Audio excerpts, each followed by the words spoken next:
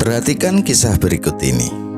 Ada seorang suami yang protes melihat tingkah istrinya dengan sudut pandang yang sempit. Suami ini merasa terbebani dengan tanggung jawab nafkah seperti harus menyiapkan pangan, sandang, dan papan. Siang dan malam ia merasa lelah dan melihat ketidakadilan yang ia lihat saat ia pulang ke rumah.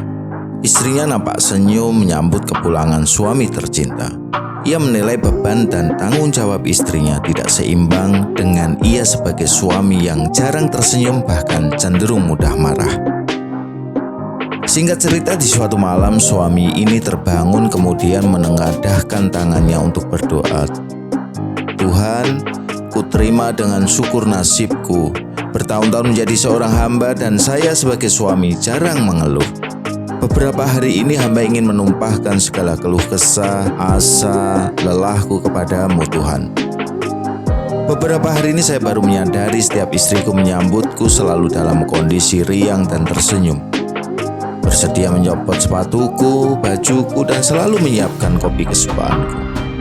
Tuhan, saya siang dan malam bekerja lelah untuk mencukupi kebutuhan keluargaku, istriku, dan 5 anakku.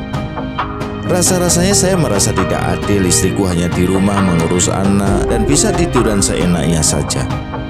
Dalam kesenduan malam ini saya ingin memohon permintaan untuk sekali saja dengan kekuasaanmu menukar diri hamba dengan istriku. Supaya istriku tahu betapa beratnya sebagai laki-laki, sebagai suami. Lelahnya saya ini mencari nafkah penghidupan. Satu hari saja Tuhan, agar istriku merasa betapa susahnya bekerja siang dan malam mencari penghidupan. Agar istriku juga mengerti serta memahami kenapa selama ini saya muram durja saat pulang ke rumah. Sang suami yang berdoa tersebut tiba-tiba tertidur. Saat bangun ia kaget melihat tubuhnya menjadi istrinya. Begitu juga sebaliknya, Tuhan mengabulkan doanya. Ia melihat tubuh suaminya yang sebenarnya istrinya yang masih tertidur. Tiba-tiba dia ingat harus menyiapkan air, memasak pada pagi hari. Ia menyiapkan air panas untuk mandi, kemudian memasak nasi untuk sarapan suami dan anak-anaknya. Ia pun tersadar harus menyiapkan baju suaminya. Sambil menunggu masaknya air, ia harus menyetrika. Kemudian ia mendengar suara tangisan bayi. Bergegaslah sang istri menghampiri bayinya yang baru berumur 5 bulan. Kemudian ia harus menetei bayinya. Baru beberapa menit ia mendengar suara air yang mendidih. Untung saja sang bayi sudah tertidur kembali. Berlarilah sang istri ke dapur untuk mematikan kompor dan memasukkan air panas ke termos. Ya, meja makan sudah harus siap, kopi, susu hangat, teh panas, makanan, dan masakan pagi ini harus sudah siap dinikmati untuk sarapan pagi. Biasanya suami berangkat pukul 6 pagi dan sang istri harus menyiapkan baju sekolah anak-anaknya. Merupakan kebiasaan mereka, anak-anak akan berangkat sekolah bersama ayahnya. Rasa-rasanya begitu ingin segera menyelesaikan satu hari itu. Jika anaknya dan suami sudah pergi meninggalkan rumah, agak sedikit lega dan ia baru tersadar sampai ia lupa mandi saat mengantarkan anak dan suaminya ke depan pintu teras rumahnya. Tinggal agak santai, nanti jam 8 mengantar anak keempat sekolah PAUD. Jadi setelah itu baru bisa lihat sinetron dan bermain bersama anak kecilku, batinnya. Tiba-tiba saja anak keempat bangun dan menangis. Sang istri mendekatinya. Cup sayang, ada ibu di sini. Ibu, saya ada PR. Kemudian menangis lagi. Sang istri mencoba menenangkan anaknya. Mana adik, ibu temani mengerjakan PR. Sudah selesai mengerjakan PR, sang istri memandikan anaknya, kemudian menemani sarapan dan mengantar sekolah anaknya. Sang istri tersadar ia belum mandi sampai ia lupa mandi. Sesampai di sekolah, tiba-tiba sang istri ingat bahwa ini hari terakhir untuk membayar air, listrik, dan membayar telepon bulanan. Akhirnya dengan buru-buru ia pulang ke rumah mengambil struk pembayaran bulan lalu. Ia juga baru tersadar, ia lupa bertanya pada suaminya di mana biasa menaruh struk pembayaran. Kemudian ia telepon suaminya tapi tidak aktif. Ia ingat di laci tempat istrinya menyimpan uang. Ya, akhirnya ketemu. Tak terasa 60 menit ia mencari struk di semua laci hingga berantakan. 30 menit lagi harus jemput anak keempat di sekolah PAUD. padahal saya belum mandi dan belum sarapan. Kemudian ia letakkan bayinya dan mandi dengan cepat.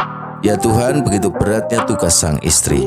Hampir-hampir saja ia terpeleset karena jalan melamun dan rasanya tidak sabar menunggu satu hari agar bisa berganti menjadi suami lagi.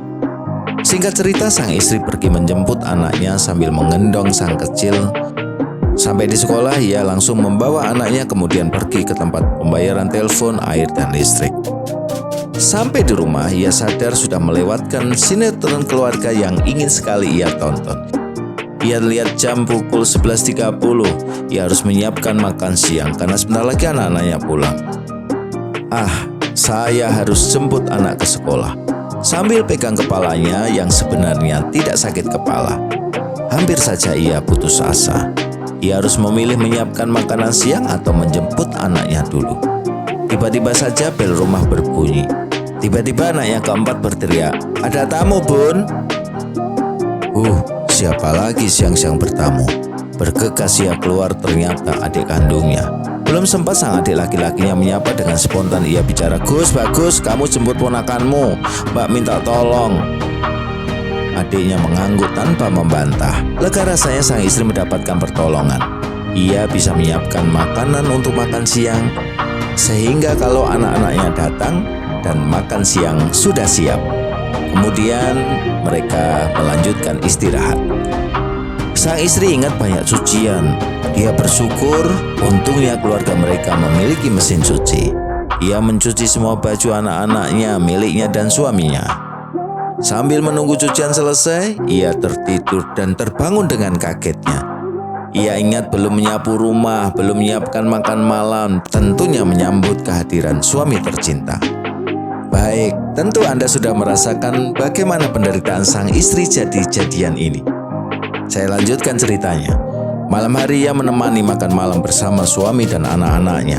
Kemudian menemani anak-anaknya belajar. Ia cukup lega bisa menyelesaikan tugas-tugasnya hari itu.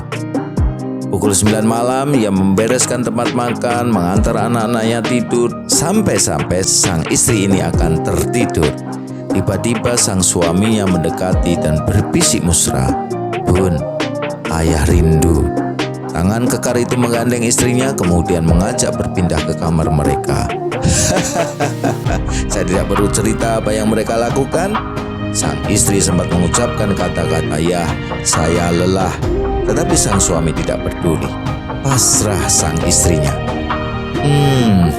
Cerita ini belum selesai. Tahan dulu. Tiba-tiba pukul 2 pagi sang istri terbangun, bergegas mandi, membersihkan diri, bersuci. Kemudian ia berdoa kepada Tuhan. Ia ingin mengeluh kesahkan satu hari itu menjadi istri. Dengan berurai air mata ia menengadahkan tangan berdoa, "Tuhan, maafkan aku, maafkan istriku. Selama ini saya salah menilai kegiatan istriku. Ternyata menjadi istri lebih lelah dan berat dibandingkan menjadi suami.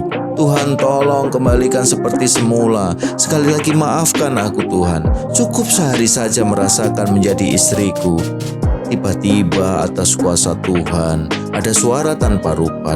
Dengan jelas suara itu mengatakan, "Wahai hambaku, tidak bisa. Jalanilah kehidupanmu sampai tuntas." "Tuhan, kenapa tidak bisa?"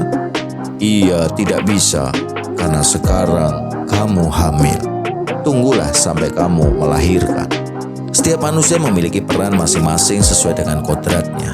Begitu pula dengan laki-laki dan perempuan, suami maupun istri. Suami memiliki tanggung jawab sebagai pemimpin keluarga dan istri memiliki tanggung jawab sebagai pemimpin keluarganya. Ini sudah merupakan kodrat setiap manusia.